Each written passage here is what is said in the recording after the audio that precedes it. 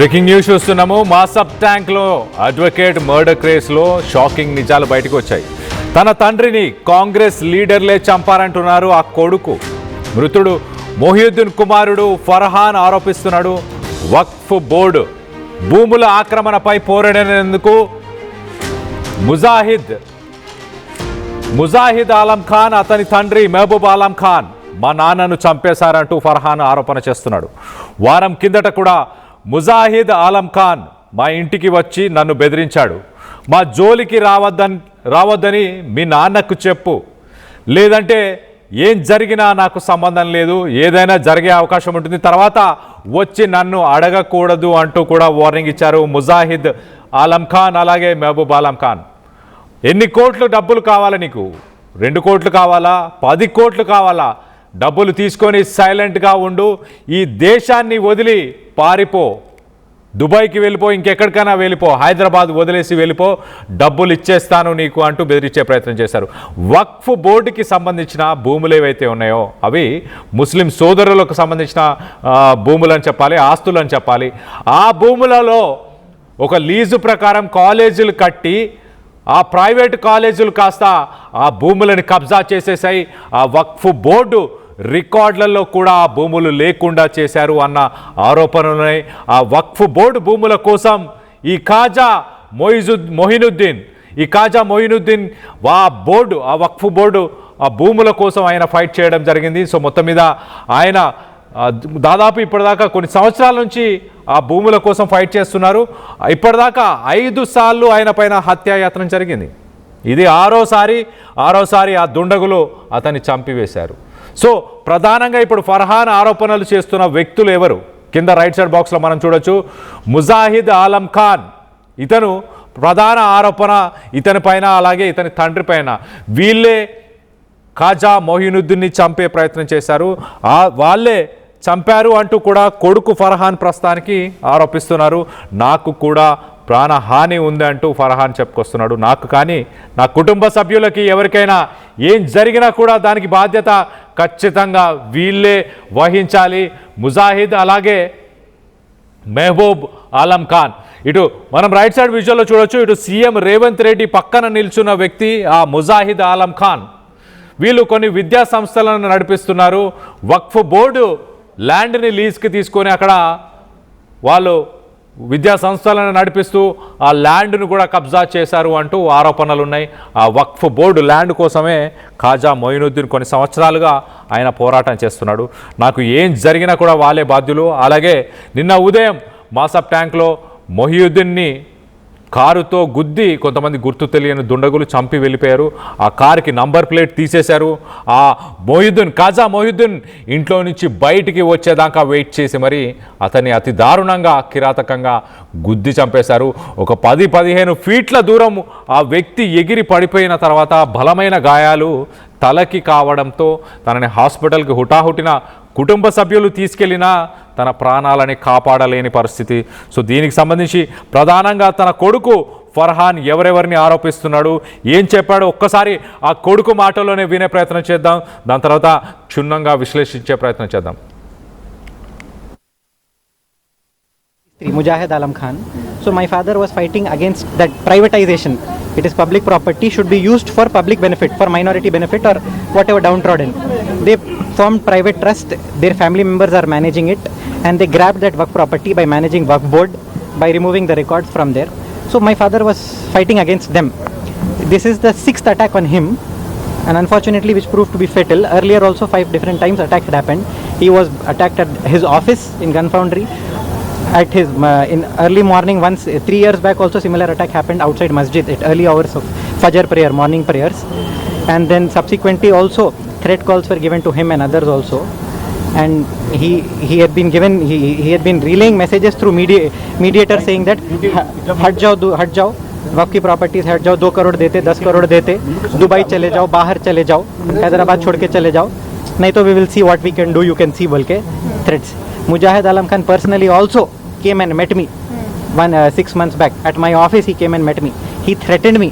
He personally came at my office at Himayat Nagar. He met me and threatened me, saying that मैं last warning दे रहा हूँ, आगे कुछ भी हो रहा तो मेरे को नहीं मालूम, मेरे को नहीं बोलना.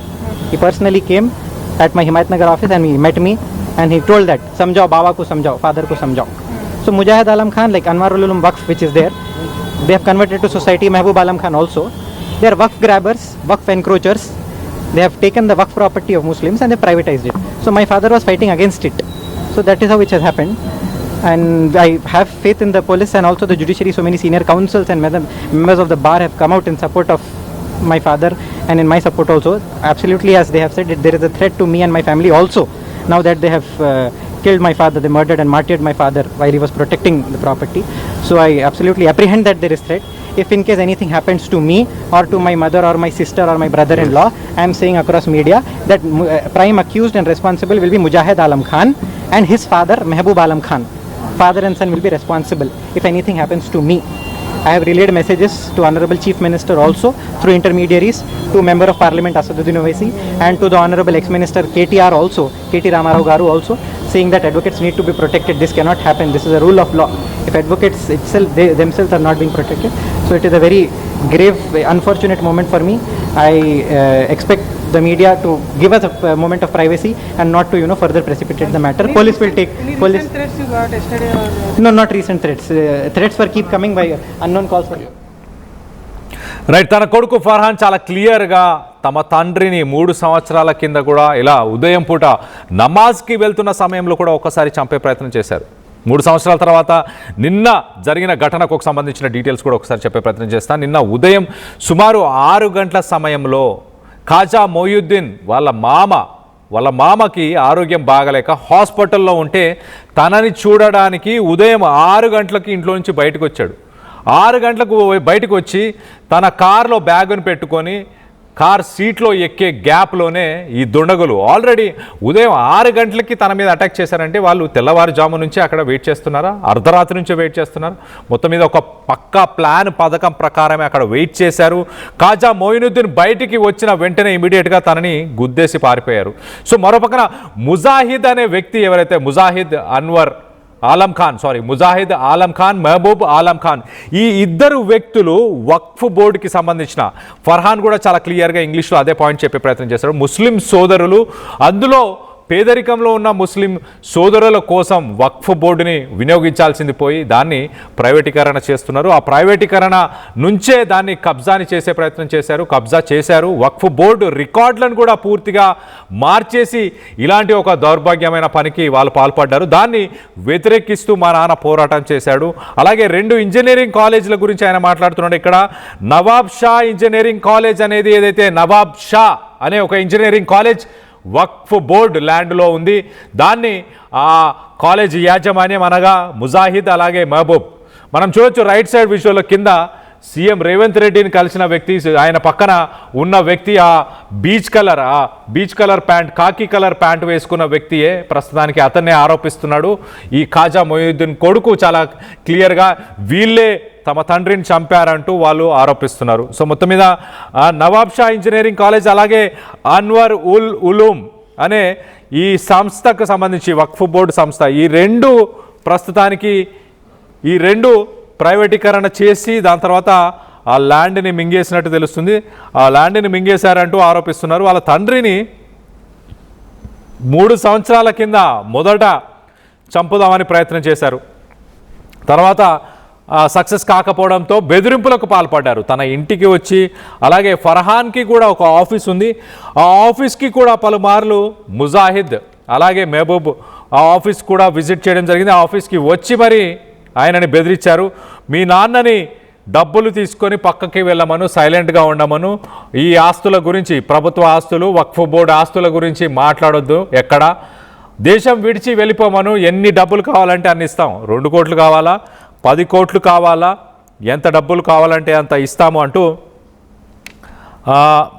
వాళ్ళ తండ్రిని బెదిరించారు. కొడుకుని కూడా, ఫర్హాన్ కూడా బెదిరించడం జరిగింది. సో మొత్తం మీద కావాలని ఒక పక్కా ప్లాన్ పథకం ప్రకారం ఇదంతా చేశారు. దీని మధ్యలో మధ్యవర్తులు ఎవరైతే ఉన్నారో మధ్యవర్తులతో కూడా చెప్పే ప్రయత్నం చేశారు, మేము తనని ఏదైనా చేసేస్తాము ఇంకా రానున్న రోజుల్లో, తర్వాత ఏదైనా జరిగిన తర్వాత మమ్మల్ని దోషులుగా మమ్మల్ని మళ్ళీ అడగకూడదు, దే షుడెంట్ ఆస్క్ మీ, మాకు సంబంధం లేదు ఇంకా అంటూ కూడా ఫర్హాన్కి చెప్పే ప్రయత్నం చేశారంట. సో మొత్తం మీద ఒక విషాద సంఘటన అనొచ్చు, ఒక నగరం నడిబొడ్డున ఉన్న ఒక అడ్వకేట్ని, మాసప్ ట్యాంక్ నడిబొడ్డున అని చెప్పొచ్చు, ఒక అడ్వకేట్ని ఉదయం 6 గంటలకు తన ఇంటి ముందే ఇంత దారుణంగా చంపారు అని అంటే ఎన్ని కోట్ల విలువైన ఆస్తి అయి ఉండాలి. ఆ వక్ఫ్ బోర్డు ల్యాండ్ ఇతనికి 2 కోట్లు 10 కోట్లు ఇస్తా అంటున్నారంటే ఎన్ని కోట్లు, 100 కోట్లు అయి ఉండొచ్చు, 100 కోట్లు 1000 కోట్లు అవ్వచ్చు. అన్వర్ ఉల్ ఉలూమ్ అనే కాలేజ్, ఆ ట్రస్ట్కి సంబంధించిన కాలేజ్ మనం చెప్పుకోవాలంటే బంజారా హిల్స్లో కనిపిస్తున్న ముఫకంజా కాలేజా? మరి అన్వర్ ఉలూమ్ ట్రస్ట్ కిందనే బంజారా హిల్స్లో ఉంది ఒక ముఫకంజా కాలేజ్ అని, ఆ కాలేజా? లేకపోతే నవాబ్ షా ఇంజనీరింగ్ కాలేజ్ అంటున్నారు, ఆ కాలేజ్ ఎక్కడుంది? మరి దాంట్లో ఎన్ని ఎకరాల భూమి ఉంది? ఎన్ని ఎకరాల భూమిని వీళ్ళు స్వాధీనం చేసుకున్నారు? ఎన్ని ఎకరాల భూమిని వీళ్ళు మింగేసే ప్రయత్నం చేశారు? ఆల్రెడీ వక్ఫ్ బోర్డులో రికార్డులను కూడా మార్చేసామని చెప్పుకొస్తున్నారు ఫర్హాన్ చాలా క్లియర్గా. వక్ఫ్ బోర్డు రికార్డ్స్ని కూడా చేంజ్ చేశారు. వక్ఫ్ బోర్డు అంటే ఎవరి కోసం పనిచేస్తుంది? ముస్లింలో పేదలు ఎవరైతే ఉంటారో వాళ్ళ కోసం ఒక ఆ భూములను కేటాయిస్తారు. ఆ ముస్లిం సోదరుల కోసం ఆ ల్యాండ్ని కూడా, అంటే దానిపైన ఒకవేళ రాబడి వచ్చినా వాళ్ళ కోసమే వాడుతుంటారు సాధారణంగా. ఆ ల్యాండ్ మొత్తాన్ని కబ్జా చేసే ప్రయత్నం చేశారు. మరి మొత్తం మీద ఒక విషాద సంఘటన అని చెప్పాలి. హైదరాబాద్లోని మాసప్ ట్యాంకులో తన ఇంటి ముందే మొహియుద్దీన్ని కారుతో గుద్ది చంపేశారు. ఆ దుండగులను పట్టుకునే ప్రయత్నం ఇంకా చేస్తున్నారు. నిన్న ఉదయం 6 గంటలకు ఈ ఘటన చోటు చేసుకుంది. నిన్న సాయంత్రానికి తను చనిపోవడం జరిగింది. ఆ మృతదేహాన్ని కుటుంబ సభ్యులు తీసుకొని వెళ్ళిపోయారు. అలాగే ఈ ఘటన జరిగిన సమయంలో కారులో 4 నిందితులు ఉన్నట్టు ప్రస్తుతానికి పోలీసులు ఐడెంటిఫై చేశారు. వాళ్ళకి సంబంధించిన ఫొటోస్ని కూడా ప్రస్తుతానికి పోలీసులు రివీల్ చేశారు. కానీ వాళ్ళని ఇంకా పట్టుకునే ప్రయత్నమే చేస్తున్నట్టు తెలుస్తుంది. ఇటు ఖాజా మొయినుద్దీన్ ఎవరి కోసం ఈ పోరాటాలు చేశాడు, ఎలాంటి వ్యక్తి అన్న దానిపై తన మిత్రుడు ఏం మాట్లాడాడో ఒక్కసారి ఆ మిత్రుడి మాటల్లోనే వినే ప్రయత్నం చేద్దాం. ఇప్పుడు మార్నింగ్ వెళ్ళాను 7:38 తర్వాత అంటే దేని గురించి అంటే ఏం డౌట్ పడుతున్నావు అంటే రీసెంట్గా ఒక మలక్పేటలో ఒక క్లయింట్ తర్వాత ఒక ఎఫ్ఐఆర్ చేయించినట్టు ఒక ఆటోఫిన్ అనే కంపెనీ మీద మా వాళ్ళకన్నా కూడా అటాక్ ఏదో చేస్తే దాని మీద కొంచెం ఇది ఉండే వాళ్ళ మీద అనుమానం ఉన్నట్టు చెప్పాడు. ఎవరు మెయిన్గా సస్పెక్ట్ అంటే మన ఇది వాళ్ళు ఏదైతే వక్ఫ్ బోర్డు తరఫున బాగా కేసులు కొట్లాడుతున్నాడు, హైకోర్టులో, ట్రిబ్యునల్లో, సివిల్ కోర్టులో కొడుతున్నాడు. సో వాళ్ళ మీద ఎవరైతే అది అక్కడ వీళ్ళు ఆటో మీద అటాక్ చేయించారు వాళ్ళ మీద జరిగింది అన్నట్టు. అంటే గతంలో బాగా చాలా నుంచి వాళ్ళకి మధ్యన గొడవలు నడుస్తున్నాయని చెప్పాడు. ఇప్పుడు ఫ్యామిలీ మెంబర్స్ ఇది అలం టీపీసీసీ వైస్ ప్రెసిడెంట్ వాళ్ళు, అలం ఖాన్ వాళ్ళు ఇష్యూస్ అనేవి ఉన్నాయి. అది చాలా రోజుల నుంచి గొడవలు నడుస్తున్నాయి. అదే వీళ్ళ వక్ఫ్ బోర్డు ప్రాపర్టీ మీద, వక్ఫ్ బోర్డు ప్రాపర్టీ తరఫున ఈయన advocate standing council, other side ఆయన మేనేజ్ చేసే కాలేజ్ ఉన్నాయి కదా మలక్పేటలో, అక్కడ కాలేజ్, దాని ఇద్దరి మధ్యన నడుస్తున్నాయి గొడవలు. ఫ్యామిలీ మెంబర్స్ అలం ఖానే మెయిన్ సస్పెక్ట్ అని కంప్లైంట్ ఇచ్చింది నంబల్ కేసు. ఇది ఎట్లా చూస్తారు? అది గొడవలు అయితే జరుగుతున్నాయని తెలుసు నాకు. ఇద్దరి మధ్యన ఇప్పుడు పొద్దున 9 గంటల వరకు మాట్లాడాడు. ట్రీట్మెంట్ మాట్లాడాడు. ఇక్కడ వచ్చే ముందు కూడా మాట్లాడాడు. లాస్ట్ ఇక బ్రెయిన్ సిటీ స్కాన్ ఒకటి తీద్దామని లోపల ఆల్రెడీ బ్రెయిన్ హ్యామరేజ్ అయిన సంగతి డాక్టర్లు తెలియని అంటున్నారు. అక్కడ ఇక్కడ షిఫ్ట్ చేసిన తర్వాత సీరియస్ అయిపోయాడు. 10 నిమిషాలు చిన్న చిన్న ఆనందాలు 35 ఏళ్లుగా నా జీవితంలో లేవు.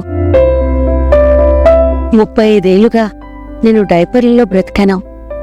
6 సెంటీమీటర్ల ఫిస్టులా నా మూత్రాశయంలో లీక్ కారణమైంది. ఎవరూ నాకు సహాయం చేయలేకపోయారు. AINUలో వైద్యులను కలిసే వరకు. అక్కడ వారు రోబోటిక్ శస్త్రచికిత్సతో నాకు పరిష్కారం ఇచ్చారు. వారు నా ఆత్మవిశ్వాసాన్ని కూడా తిరిగిచ్చారు. Precision care makes it possible. The Center for Robotic Surgery at AINU